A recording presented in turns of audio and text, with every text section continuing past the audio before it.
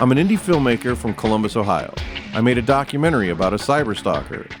And this story is just getting really weird. Even though I was granted a civil stalking protection order and he was found in contempt of court, he's still getting scarier. These are just vlogs to document what he's doing online and how social media companies are doing nothing to curb his behavior. My name is John MEYER. I am an independent filmmaker with a focus on music. I make music documentaries, music videos, and Kickstarter videos, stuff like that, low budget stuff usually. The first time you had interaction with Matthew Burdick, was it through Facebook, email? How did he get a hold of you? It was through Facebook Messenger.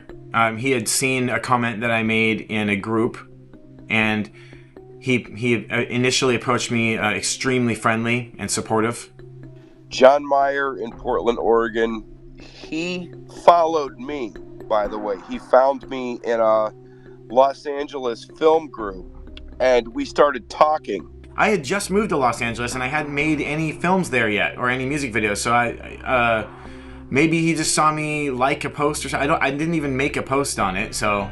How did it make you feel when that all just kind of shifted? It was very quick. When I meet someone online that I don't know, sometimes it can turn into a lucrative, awesome artistic collaboration, and sometimes it could be some wacky guy that doesn't know much about anything. I don't know who these people are when they first contact me, but I always give them the benefit of the doubt initially, because I am freelance, and sometimes that's how my work comes to me. And so he sounded professional. He gave me his standard credentials that I've now seen about how he's an activist and everything like that, and I consider myself the same, and so I felt like some sort of kinship with the guy. Initially I was still wary, but I look at his work and I see mediocre work, but I see a guy that's actively working, and I see that he's made a song and a video that's in relation to homelessness. And then he said, well, how about I send you some footage and you tell me what you think of it and what we can do with it. And already I'm like, all right, we didn't even talk money or anything. He's sending me footage. I'm already like, all right, I'm starting to check out already. And I realized, wait a minute, I have this really cool footage that I made for this Dream Theater video, and I never got to use it. Maybe we can use it for another music video. And so then I ask him if he wants to use it. And he sends me some footage that he had designated for some major band. I can't remember which one. Maybe it was like Dream Theater or something. I can't. And I look at the footage. It's a 10-minute video on YouTube that has like 3 views. And it's some of the worst footage I've ever seen in my life. And it was just, I just saw that shit-ass footage, and I didn't tell him it was bad because I'm not a mean guy. And then all of a sudden, he just blows me off, and he blocks me without explanation. I get no response, nothing. I didn't just write back, man, this footage is trash. I didn't say that. I just quit talking to him. So all I did was I went to his fan page, I found his email, and said, why did you block me? Like the moment that I mentioned that I was a former homeless person, he blocked me. And so what happens? This obviously starts a fight, because now I'm being told that I'm not good enough to work with some guy who's literally never even worked on my level. I'm doing this guy a favor by offering him free footage that I literally spent a month of my life to obtain. I would be helping his career by giving him this footage. Thought it would just go away. It didn't, because he's like, what do you think? What do you think? What do you think? And I'm like, this guy's nuts. Block, And that's it. I'm not making any of that up. That's exactly how it happened. So we're also talking about just the inherent narcissism of some indie filmmakers who believe that they're significantly larger than they really are. Peter John Ross is one of those people too. I'm just like, okay, what's the point? He's already so beyond whether he's a filmmaker or not. It's like, why would we even debate that? Of course he's not, is the attitude I have, like. He then turned around and posted Peter John Ross's social media monster trailer. Well, how would he find that unless he Googled my name? And that's when I got attacked. And it was the full attack. It was the full on. He said that I was racist. He said that, that I was discriminatory, that he's going to sue me. It all happened within a few hours. When he's claiming he's being discriminated against, did you know he was anything? Did you know that he was disabled in some way? Did you No, have nothing, any nothing. knowledge of that? No, and then nothing he said made any sense after that. Now, this John Meyer guy, you got to remember, this is an absolute fucking nobody in Portland, Oregon. And he's one of these guys who has literally no career whatsoever, but thinks that he has something to lose, and he has some attitude as if he's above everybody and he's some successful fine artist. And he basically said, I can't work with someone like you. His claim was that I was being discriminatory because I wasn't working with him, and we had a deal, and that I'm going back on it because he was homeless or something like that.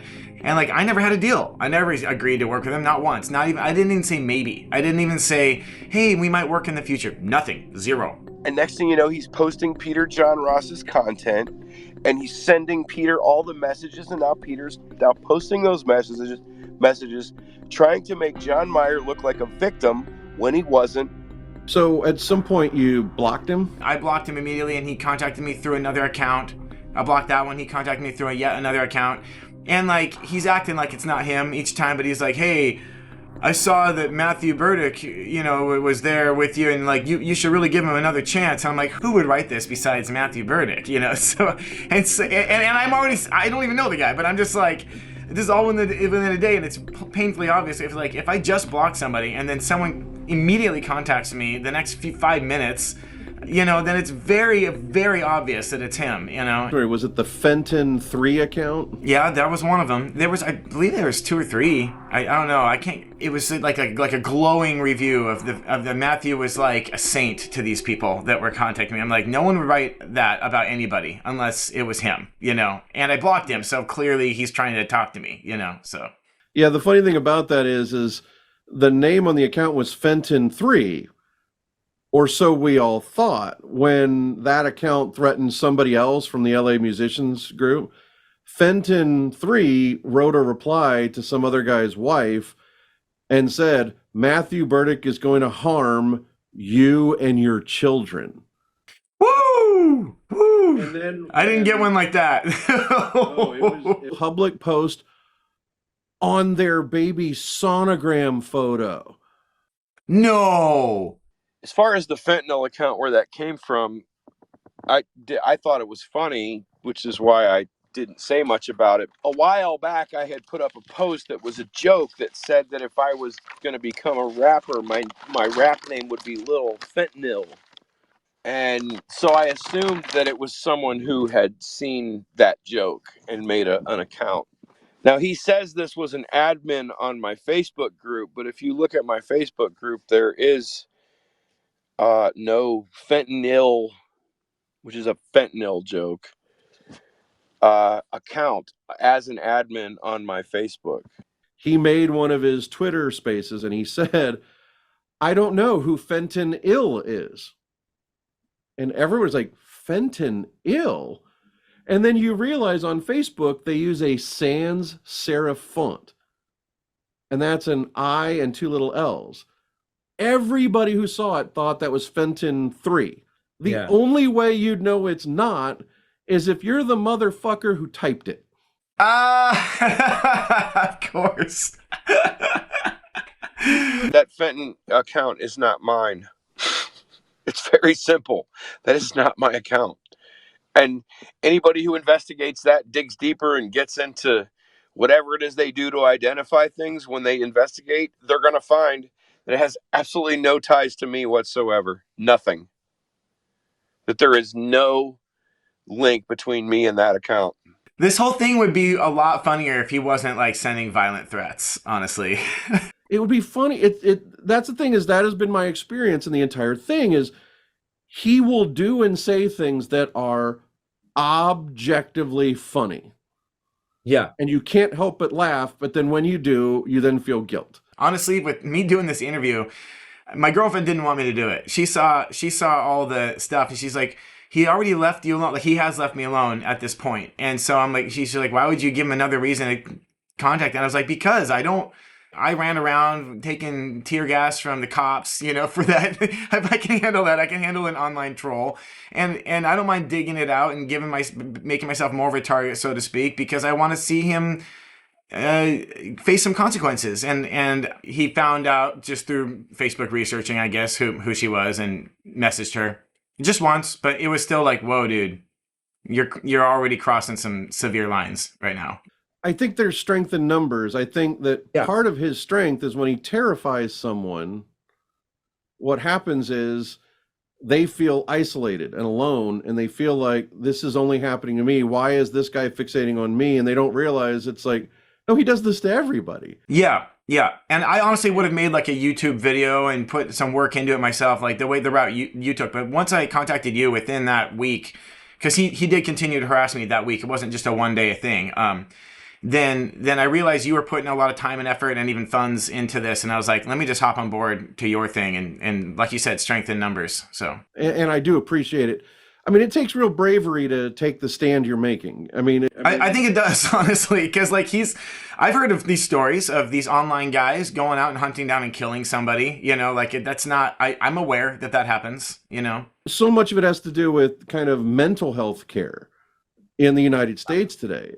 Big time. Yeah, to me, I'm glad you brought up mental health, because to me, it's very obvious to me that this is a mental health issue. This isn't just an asshole. There's people that don't have mental health issues. Well, I guess anybody has to some degree on some spectrum, but there's people with non-dangerous levels of mental health issues that can be total assholes. And I don't think this is the case. The way that he pounced on me without having a single negative interaction with me, and going as hard as he did, where I'm like, and then seeing the pattern with other people online, I'm like, this guy has a mental health crisis, and it doesn't mean I feel bad for him. I guess I feel bad in general for as a whole, for people who suffer as a whole, as a group. But when someone attacks me like that, regardless of their mental health issue, I can't help but take it personal on some level. I'm completely torn on the issue. I think that there's definitely something going on with mental issues, but like you said, that spectrum is so wide.